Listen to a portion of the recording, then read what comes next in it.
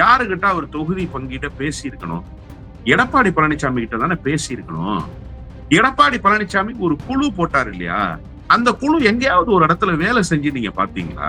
ஏதாவது ஒரு கட்சியிடம் அந்த குழு உட்கார்ந்து பேசுற காட்சி ஊடகங்கள்ல வெளியாச்சா? அப்ப அந்த குழு எதுக்கு? அது குழுவா இல்ல புழுவான்ற கேள்வி வந்துச்சுல்ல. டிடிவி தினகரனுக்கு 11 இடங்கள் கொடுத்துட்டீங்க. இப்ப 11 கேண்டிடேட்டை தேடிட்டு இருக்காரு அவரு. அவருக்கு 11 இடங்கள் கொடுக்கறதுக்கு தகுதியா இருக்காரு அவரு. அவருக்கு எங்க இருக்கு கட்சி? அவருக்கு எங்க இருக்கு அமைப்பு? இவருக்கு இப்ப கூடுதல் இடங்கள் நீங்க கொடுக்கலையா? பாரதிய ஜனதா கட்சி ஒன்றிய அதிகாரத்தை கையில் வைத்திருக்கிற கட்சி, குறிப்பா அதிமுகவை கையில வச்சிருக்கிற கட்சி. பாரதிய ஜனதா கட்சிக்கு ஒரு கணக்கு இருக்கு. எனவே பாரதிய ஜனதா கட்சி எந்த இலக்கை நிர்ணயித்ததோ அந்த இலக்கில் ஓடிக்கொண்டிருக்கு. அதிமுக எந்த லீடும் எடுக்கல. Edappadi Palaniswami rough and tough எல்லாம் நடந்துக்கல. அப்படி நடந்து கொள்கிற அளவுக்கு முதுகெலும்பு உள்ள தலைவராக எடப்பாடி பழனிசாமி இல்லைன்றதுதான் யதார்த்தமான உண்மை. கூட்டணி தலைவர்கள் நடத்திய பேச்சுவார்த்தை இவையெல்லாம் எதை வெளிப்படுத்துகிறதுன்னு சொன்னா, பாஜக தான் அங்க லீட் பண்றாங்க, இங்க திமுக தான் லீட் பண்றாங்க. ரெண்டுக்குமான வேறுபாடு என்பது வேறு. இங்க கூட்டணியில ஒரு சலசலப்பு வந்துருச்சுங்கிறது உண்மைதான். அங்க இருக்கிற தினகரனை விட இங்க இருக்கிற விசிக பெருசா இல்லையா? அங்க இருக்கிற பாமகவை விட இங்க இருக்கிற கம்யூனிஸ்ட் பெருசா இல்லையா? அப்ப கூடுதல் இடங்களை அவங்க கேட்கத்தானே செய்வாங்க. அங்க 5 இடங்களுக்கு கூட தகுதி இல்லாத கட்சிகளுக்கு 15 இடங்களை கொடுத்தா, இங்க 15 இடங்களை பெற தகுதியுடைய கட்சிகளுக்கு 8 இடங்கள் கொடுக்கிற போது வருத்தம் வரதானே சார் செய்யும்.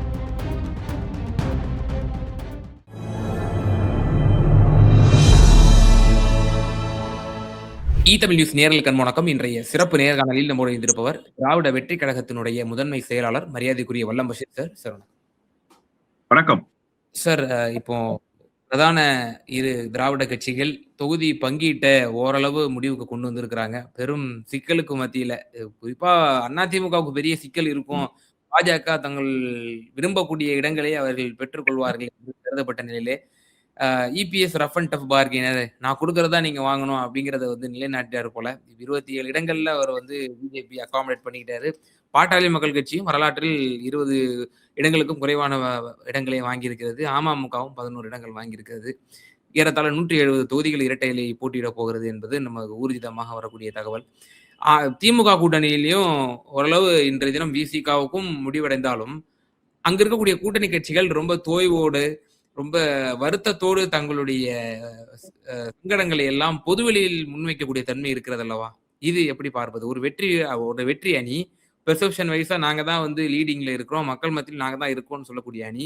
இங்க பாக்குறோம் எல்லாரும் ஒப்பாரி வைக்கிறாங்க. சிபிஎம் மாநில செயலாளர் தோழர் சண்முகம் அவர்கள் பிரஸ் மீட்ல எங்களுக்கு அதிருப்தி, சுத்தமா எங்களுக்கு உடன்பாடே இல்லை, இருந்தாலும் நாங்க பிஜேபி வந்துடக்கூடாதுங்கிறதுக்காக நான் கையெழுத்து போட்டு வந்தோம்னு சொல்றாரு. அங்க பார்த்தோம் அப்படின்னா எந்த பொருந்தா கூட்டணி நம்ம சொல்லமோ அங்க சுமூகமா முடிஞ்சு நாளையில இருந்து இபிஎஸ் மயிலாப்பூருக்கு பிரச்சாரம் சென்னையில ஆரம்பிக்கிறாரு. புதுக்கோட்டையில 1ஆம் தேதி முடிக்கிறாரு. அங்க கோலாகலமா இருக்கு. எப்படி பாக்குறீங்க? அதிமுக ரொம்ப குறைவான சீட்ல முடிச்சுட்டாங்க. அவங்க வந்து பல இடங்களை கொடுப்பாங்க பாரதிய ஜனதா கட்சிக்குன்னு எல்லாரும் எதிர்பார்த்தாங்க. ஆனா பாருங்க, ரொம்ப ரஃப் அண்ட் டஃபா இருந்து சீட் ஷேரிங்க முடிச்சிருக்காரு அப்படின்னு நேற்றிலிருந்து இருந்து ஒரு குரல் வெளிப்படுது இல்ல. அந்த குரலுக்கு அரசியல் புரியலன்னு நான் சொல்றேன். பாரதிய ஜனதா கட்சியோடு கூட்டு வைத்திருக்கிற அதிமுக தேசிய ஜனநாயக கூட்டணியில் இணைந்திருக்கு இல்லையா? டிடிவி தினகரன் ஒரு 20 நாளைக்கு முன்னாடி ஒரு ஸ்டேட்மெண்ட் சொன்னாரு. நாங்க தேசிய ஜனநாயக கூட்டணியில ஏற்கனவே அங்கம் வகிக்கிறோம். எங்களுடைய தொகுதி பங்கீட்டை நாங்க டெல்லியில பேசிதான் முடிவு பண்ணுவோம். நாங்க தமிழ்நாட்டுல பேசுற அலைன்ஸ் இல்ல. தேசிய ஜனநாயக கூட்டணி விசஸ் அதிமுக. அப்படித்தான் வந்து இந்த அலைன்ஸ் இருக்குன்னு ஒரு நரேஷனை செட் பண்ணார்ல. அவர் செட் பண்ண நரேஷன் தான் அந்த கூட்டணியினுடைய யதார்த்தம். இதை எப்படி புரிந்து கொள்றது அப்படின்னு சொன்னா, நேற்றைக்கு எம்ஜிஆர் மாளிகைக்கு எல்லா கட்சிகளும் போனாங்கல்ல, கூட்டணி கட்சிகள். பாமகவினுடைய ஜி.கே. வாசன் போகல.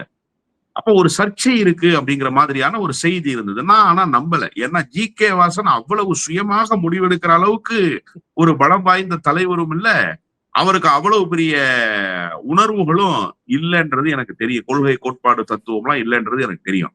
ஆனா எல்லாரும் சொன்னாங்க. இன்னைக்கு காலையில 10 மணிக்கு ஒரு அறிக்கை வந்திருக்கு ஜி.கே. வாசனிடம் இருந்து. என்ன சொல்லியிருக்காருன்னா, நேற்று இரவு பியூஷ் கோயலோடு கலந்து பேசியதில் தொகுதி உடன்பாடு ஏற்பட்டு விட்டதுன்னு சொல்லியிருக்காரு. யாருகிட்ட அவர் தொகுதி பங்கீட்ட பேசி இருக்கணும்? எடப்பாடி பழனிசாமி கிட்ட தானே பேசியிருக்கணும்.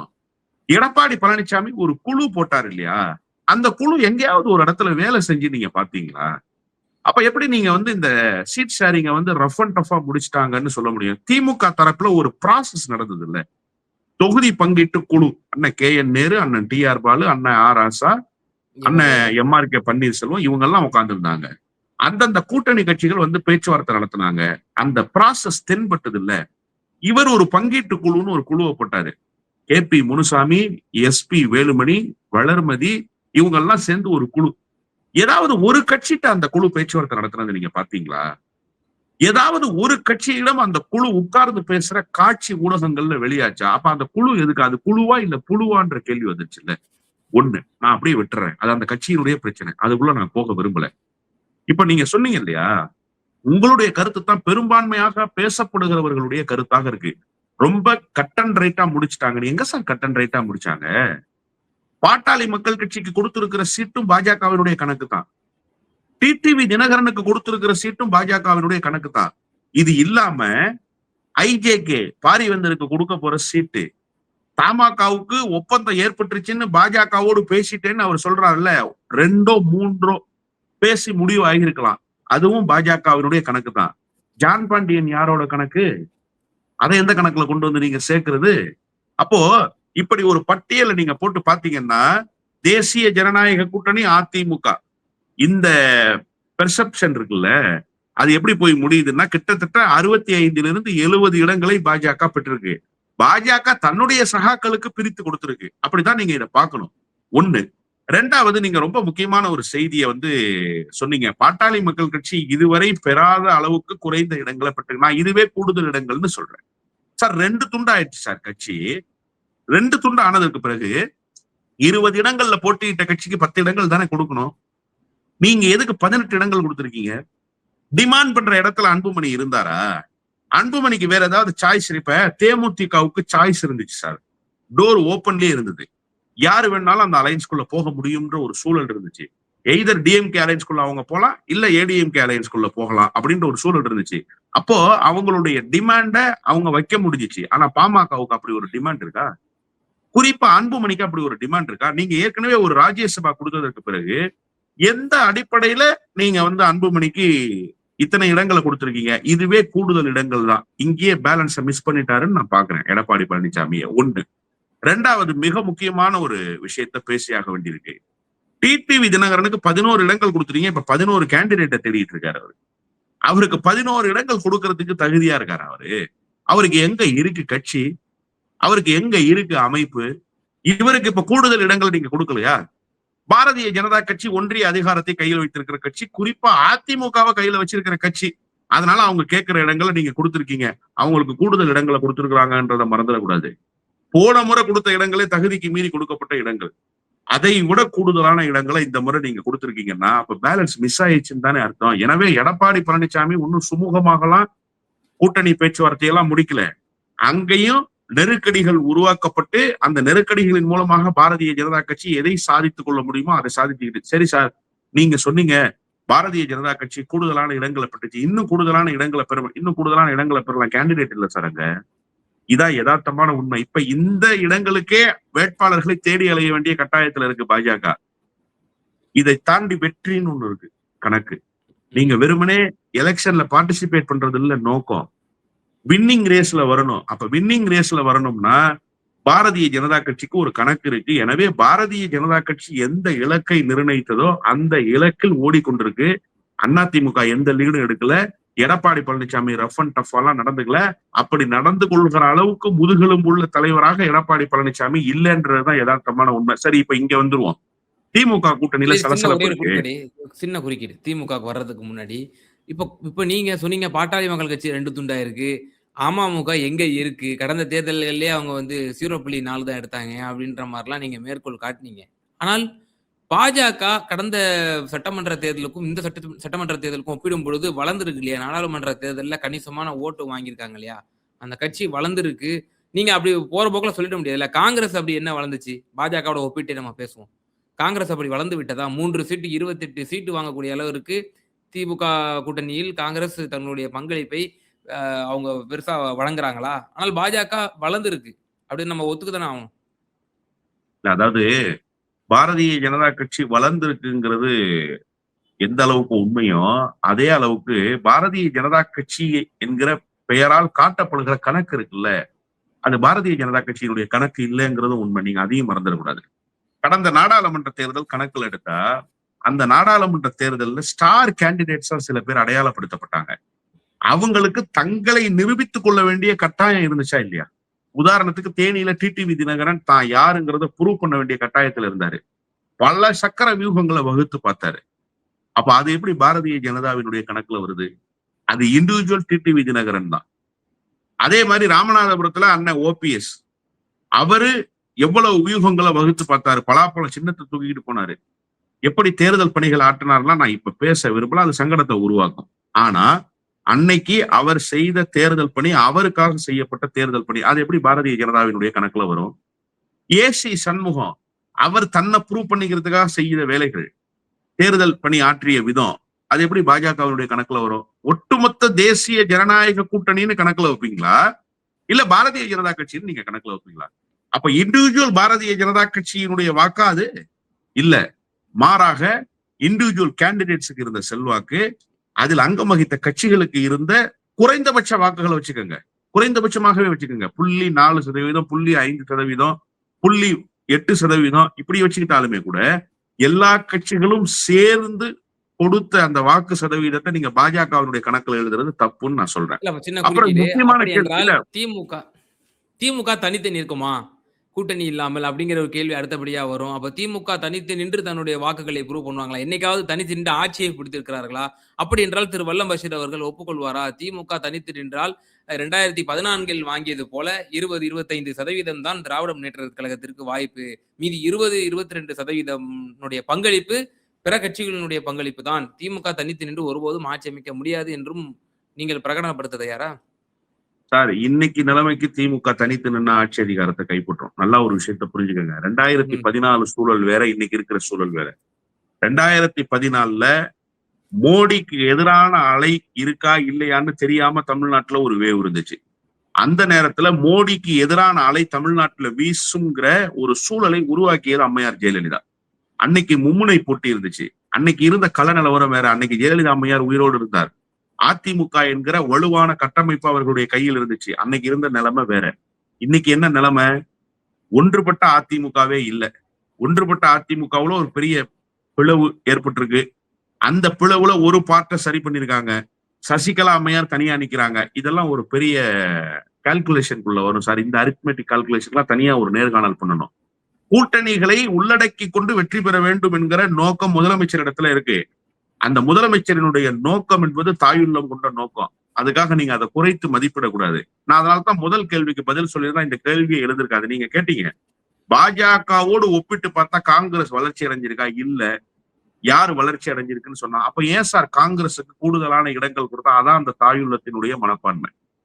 காங்கிரஸ் கட்சி ராகுல் காந்தியே பிரதமர் வேட்பாளர்னு முன்னிறுத்தல சார் 2018ல. 2019 தேர்தல் டிக்ளேர் ஆக போகுது. எங்களுடைய பிரதமர் வேட்பாளர் ராகுல் காந்தி தான் இந்தியாவுல ஒருத்தர் சொன்னார். யார் தெரியுமா? திராவிட முன்னேற்ற கழகத்தினுடைய தலைவர் சொன்னார்.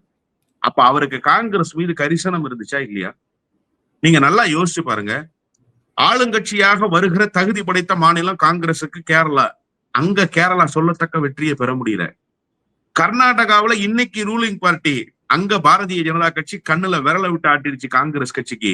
ஆனா தமிழ்நாட்டுல 100 விழுக்காடு வெற்றிய 2019லயும் அண்ணன் ஈவி.கே. இளங்கோவன் மட்டும் தான் தோல்வி. அதுக்கு காங்கிரஸ் தான் காரணமே தவிர திமுக காரணம் இல்ல.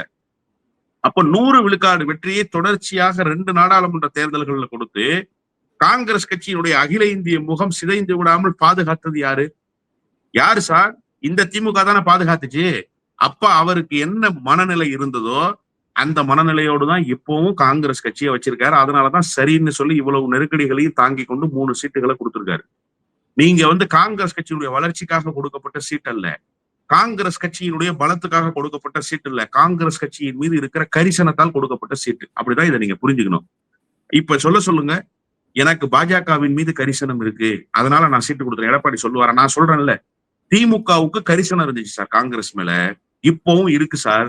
திமுகவுக்கு இருக்கோ இல்லையோ திமுக தலைவருக்கு இருக்கு சார். நான் அவருடைய மனநிலையை புரிந்து கொண்டு பேசுறேன். அதே மாதிரி மோடி மீது கரிசனமோ இல்ல பாஜகவின் மீது கரிசனமோ அதிமுகவுக்கு இருக்கா? நான் சொல்லுவேன், காங்கிரஸ் திமுகவை அழிக்க வரல. காங்கிரஸ் திமுகவை ஆக்டோபஸ் கரம் கொண்டு திங்க வரல. அவ்வளவு வீக்காவும் திமுக இல்ல. காங்கிரஸ் வேண்டுமானா திமுக விழுங்குமே தவிர திமுகவை காங்கிரஸ் விழுங்க முடியாது. ஆனா அங்க என்ன நிலைமை? உங்க கட்சியை அடியோடு புதைக்க வேண்டும் என்று கருதி கொண்டிருக்கிற உங்க கட்சிக்கு எல்லா வகையிலும் கேடு விளைவிக்கிற ஒரு வேலையை பாரதிய ஜனதா கட்சி செய்யுது. நீங்க ரெண்டையும் எப்படி ஒன்னா ஒப்பிட முடியும்? அப்ப இந்த ரெண்டு ஒப்பீடுமே தவறுன்னு நான் சொல்றேன். மொத்தத்தில் பாரதிய ஜனதா கட்சியினுடைய பிடியில் அதிமுக சிக்கி கொண்டிருக்கா இல்லையா?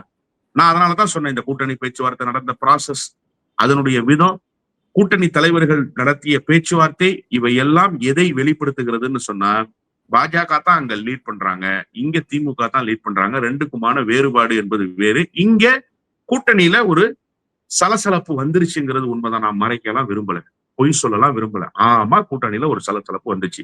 அதற்கு முதலில் அகரம் தீட்டியது காங்கிரஸ், இரண்டாவது முகம் தந்தது மார்க்சிஸ்ட் கம்யூனிஸ்ட், மூன்றாவது அதற்கு வழிகோலியது விடுதலை சிறுத்தைகள் கட்சி. இந்த மூன்று கட்சிகளுக்கும் முரண்பாடு. இது எல்லாவற்றையும் தாண்டி இதுல சைக்கிள் கேப்ல ஆட்டோ ஓட்ட நினைச்சது மதிமுக. ஏன் பேபியை போய் பார்த்தாரு? பார்க்க வேண்டிய அவசியம் எங்கிருந்து வந்துச்சு? டிவியில பார்த்தேன், நான் போய் பேபி என்னுடைய நண்பர்னு பார்த்தேன். இத்தனை ஆண்டுகளாக பேபி உங்க நண்பர்னு என்னைக்காவது நீங்க சொல்லியிருக்கீங்களா? நீங்க போய் சொன்னீங்க. சரி, இதெல்லாம் தேர்தலுக்குள்ள இப்ப சகோதர யுத்தங்கள் தேவையில்லைன்னு வச்சுக்கோங்க. ஆனா காங்கிரஸ் கட்சி இந்த குரலை உயர்த்தாமல் போயிருந்தா இந்த கூட்டணி ரொம்ப அமைதியாக வந்திருக்கும். ஆனா மார்க்சிஸ்ட் கம்யூனிஸ்ட் கட்சியை நான் பாராட்டுறேன், தோழர் சண்முகத்தை நான் பாராட்டுறேன். எங்களுக்கு திருப்திகரமாக பேச்சுவார்த்தை இல்லை என்று சொன்னாரே தவிர ஒரு இடத்துல கூட நாங்க கூட்டணியிலிருந்து வெளியேறுகிறோம்னு பேசவே இல்லை. அண்ணன் வேல்முருகன் பேசினாரு. சண்முகம் தோழர்கிட்ட தொடர்ச்சியா கேட்டாங்க, நீங்க திமுகவிடமிருந்து மாறுபடுறீங்களா? விதவிதமான கேள்விகளை கேட்டாங்க பத்திரிகையாளர்கள். மிரட்டி கேட்டு பார்த்தாங்க, கெஞ்சி கேட்டு பார்த்தாங்க. ஆனா ஒரு இடத்துல கூட அவர் என்ன சொன்னாரு? எல்லா இடங்களிலும் ஒரு இடத்துல கூட அவர் தவறாக திமுக கூட்டணியிலிருந்து வெளியேற போகிறோம் கருத்து சொல்ல. திருப்திகரமாக பேச்சுவார்த்தை இல்லை, ஆனா மதச்சார்பற்ற அணி வெல்ல வேண்டும், இங்க திமுக அரியணை ஏற வேண்டும்ங்கிறதுல எங்களுக்கு மாறுபட்ட கருத்து இல்லைன்னு சொன்னார். 5 இடங்களை பெற்றுக் கொண்டு திருப்தி இல்லைன்னு சொல்லியிருக்காரு. இது என்னன்னா வருத்தத்தை வெளிப்படுத்துகிற விதம், அவ்வளவுதானே தவிர இது தேர்தல் களத்துல எதிரொலிக்க போறது இல்லை. இன்னைக்கு அண்ணன் திரும்ப ஒரு மெஜஸ்டிக் லீடர்ன்றதை நிரூபிச்சிட்டாரு. பாண்டிச்சேரியில் நான் தனித்து போட்டி, இங்க 8 இடங்கள், நான் 10 இடங்கள் இரட்டை இலக்கங்கள்ல கேட்டேன், 8 கிடைச்சது, எனக்கு போதுமானதாக இருக்கு. வருத்தம் இருந்தாலுமே கூட இந்த 8 இடங்களை கூட்டணியினுடைய நலன் கருதி தனி மனிதனை விட அமைப்பு பெரிதுன்னு இன்னைக்கு பேசிட்டாரு அவரு. அப்போ இதெல்லாம் இன்னையோட முடிஞ்சிருச்சு. வருத்தம் என்பது இருந்தது. நாளையிலிருந்து 4 கால் பாய்ச்சலில் திமுக கூட்டணி பயணிக்க துவங்கும். திமுக அணி ரொம்ப இன்டாக்டா இருக்கு, அதுல எந்த விதமான சங்கடமும் இல்ல. மெகா கூட்டணி சார், கூடுதலான இடங்களை கேட்கறாங்கன்னா ஆமா கேட்கத்தான் செய்வாங்க. அந்த கட்சி எல்லாம் வளர்ச்சி அடைஞ்சிருக்காங்க. நீங்க ஒரு கேள்வி முன்னாடி கேட்டீங்கல்ல, பாஜகவை விட காங்கிரஸ் வளர்ந்துச்சா? இல்ல. ஆனா அங்க இருக்கிற தினகரனை விட இங்க இருக்கிற பிசிக பெருசா இல்லையா? அங்க இருக்கிற பாமகவை விட இங்க இருக்கிற கம்யூனிஸ்ட் பெருசா இல்லையா? அப்ப கூடுதல் இடங்களை அவங்க கேட்கத்தானே செய்வாங்க. அங்க 5 இடங்களுக்கு கூட தகுதி இல்லாத கட்சிகளுக்கு 15 இடங்களை கொடுத்தா, இங்க 15 இடங்களை பெற தகுதியுடைய கட்சிகளுக்கு 8 இடங்கள் கொடுக்கிற போது வருத்தம் வரதானே சார் செய்யும். அந்த வருத்தம் தான் வந்திருக்கு. ஆனா இன்னைக்கு அண்ணன் திரும்ப ரொம்ப அழகா சொன்னாரு, 24 கட்சிகளை உள்ளடக்கி இருக்கிற கூட்டணி, மெகா கூட்டணி. எனவே கூட்டணியினுடைய நலன் கருதி இந்த முடிவை ஏற்கிறோம்னு சொன்னார். இதுதான் ஏகோபித்த தலைவர்களுடைய கருத்து. எனவே கூட்டணியில் இருந்த வருத்தங்கள் எல்லாம் இன்றோடு முடிவு பெற்று விட்டது என்பதுதான் யதார்த்தமான உண்மை. என்டிஏவில் அந்த உள்ஒதுக்கீடு கான்செப்ட் அப்பட்டமா இதுல தெரிய வந்துச்சுன்னு சொன்னீங்க. இப்போ ஜி.கே. வாசன் கூட நேத்து பங்கேற்காதவர் இன்னைக்கு பியூஷ் கோயலுடன் நான் பேச்சுவார்த்தையில் ஈடுபட்டு சுமூகமான தீர்வு எட்டப்பட்டது அப்படின்னு சொன்னாரு. அப்போ என்டிஏ வேற, அதிமுக வேற அப்படிங்கிற மாதிரி ஒரு சினாரியோ இருக்கு. இப்போ பாஜக வேற என்ன பிளான் போடும்? இப்போ அவங்க ஆல்ரெடி கடந்த நாடாளுமன்ற தேர்தலில் ஏசி சண்முகம், பாரிவேந்தர், அதே போல ஜான் பாண்டியன் இவர்கள் எல்லாம் தங்களுடைய சின்னத்தில் போட்டியிட வைத்தார்கள். இந்த சட்டமன்ற தேர்தலில் இப்ப 27 இடங்கள் அவங்க கட்சிக்கு ஒதுக்கினாலும் கூடுதலான தொகுதிகள் தோழமை கட்சிகளையும் இந்த தாமரை சின்னத்துல போட்டியிட வைத்து அந்த சதவீதத்தையும் பாஜகவினுடைய சதவீதம் போல் ஒரு காட்டி அது ஒரு பெருசா ஒரு ஒரு பிம்பத்தை கட்டமைப்பதற்கும் வாய்ப்புகள் இருக்கா? இந்த முறையும் அப்படி பண்ணுவாங்களா? இல்ல, 100 விழுக்காடு பாரதிய ஜனதா கட்சி தன்னுடைய எல்லா விதமான வித்தைகளையும் காட்டுவதற்கு முயற்சிக்கும். இதுல 2 பிரச்சனை இருக்கு சார். முதல் பிரச்சனை என்ன அப்படின்னா, ஒருவேளை இரட்டை இலை சின்னத்திலேயே இவர்களை எல்லாம் போட்டியிட வைத்தால் எடப்பாடி பழனிசாமிக்கு ஆபத்து காத்திருக்கிறது நேரடியாகவே. என்ன சார் நேரடியா ஆபத்து அப்படின்னா, ஒருவேளை அறுதி பெரும்பான்மை கிடைக்காமல் போனாள், இவங்க எல்லாம் ரெட்டலையில இருக்கிறாங்க, இவங்களையும் கருத்தில் கொண்டுதான் நீங்க ஆட்சி அதிகாரத்தை நோக்கி நகர்த்தணும். ஆட்சி அதிகாரத்தை நோக்கி நகர்த்துற போது எடப்பாடி பழனிசாமி இண்டிவிஜுவலா முடிவெடுத்துட முடியுமா? கட்சிக்கு பொதுச் செயலாளர், ஏகோபித்த சட்டமன்ற உறுப்பினர்களுடைய ஆதரவு யாருக்கு இருக்குன்னு பார்க்க வேண்டியிருக்குல்ல. அப்ப இந்த சட்டப்பேரவை உறுப்பினர்கள் எடப்பாடியினுடைய முடிவுக்கு கட்டுப்படுவார்களாங்கிற கேள்வி வந்துடும். ஏன்னா ஏசி சண்முகம் பாஜகவினுடைய ஆளு, மரியாதைக்குரிய பாரிவேந்தர் பாஜகவினுடைய ஆளு, நீங்க வேற யாரெல்லாம் சின்னம் இல்லாம பெரிய கட்சிகளுடைய சின்னத்தில் போட்டியிட போறாங்களோ அவங்க எல்லாம் பாஜகவினுடைய ஆட்கள் தான். இது நேரடியாக எடப்பாடிக்கு இருக்கிற சவால். மறைமுகமாக 2வது பிரச்சனை இருக்கு எடப்பாடி பழனிசாமிக்கு. ஒருவேளை இவங்க தாமரை சின்னத்துல போட்டியிட்டாங்கன்னா, இதே அறுதி பெரும்பான்மை கிடைக்காம போனா கூட்டணி ஆட்சி என்கிற முடிவுக்கு வரணும். கூட்டணி எந்த வகையில் வழிநடத்தப்பட வேண்டும் என்பதை பாஜக தான் முடிவு செய்யும். எடப்பாடி பழனிசாமியால ஒரு இன்ச்சு கூட நகர்த்த முடியாது. எப்படி பார்த்தாலும் எடப்பாடி பழனிசாமிக்கு சிக்கல் காத்திருக்கு. ஆனா எடப்பாடி பழனிசாமி ரொம்ப புத்திசாலி, அவருக்கு எல்லா வியூகங்களும் தெரியும். அதனாலதான் அவர் எதிர்க்கட்சி தலைவர் பொறுப்புக்கு போட்டியிடுகிறாரே தவிர முதலமைச்சர் பொறுப்புக்கு போட்டியிடவில்லை. அவருக்கு அது குறித்த நோக்கமும் இல்லை, அது குறித்த கனவும் இல்லை. அவரை பொறுத்த வரைக்கும் 40 இடங்கள், அதிகபட்சமாக 60 இடங்களை பெற்று மீண்டும் எதிர்க்கட்சி தலைவர் நாற்காலியை தக்க வைத்துக் கொண்டால் போதும் என்கிற மனநிலையில் இருக்கிறார். ஏமாறப் போவது பாரதிய ஜனதா கட்சி தான் என்றுதான் நான் புரிந்து கொள்கிறேன். இப்படிப்பட்ட சிக்கல்களில் இருக்கக்கூடிய என்டிஏ அதிமுக அணி, ஆனால் என்டிஏவில் தான் வந்து ஒரு சிறப்பாக முடிந்திருக்கிறது தொகுதி பங்கீடு. திமுகவில் வந்து வெட்டுக்குத்து நடந்துட்டு இருக்கு அப்படின்னு சொல்லி நேற்றைய தினம் முன்னாள் அமைச்சர் செல்லூர் ராஜு அவர்கள் குறிப்பிட்டார் என்பதும் குறிப்பிடத்தக்கது. நிச்சயமா பல்வேறு விவகாரங்கள்ல எங்க நேரில் ரொம்ப தெளிவா உங்களோட கருத்துக்களை பகிர்ந்தீங்க. மீண்டும் நன்றி. நன்றி.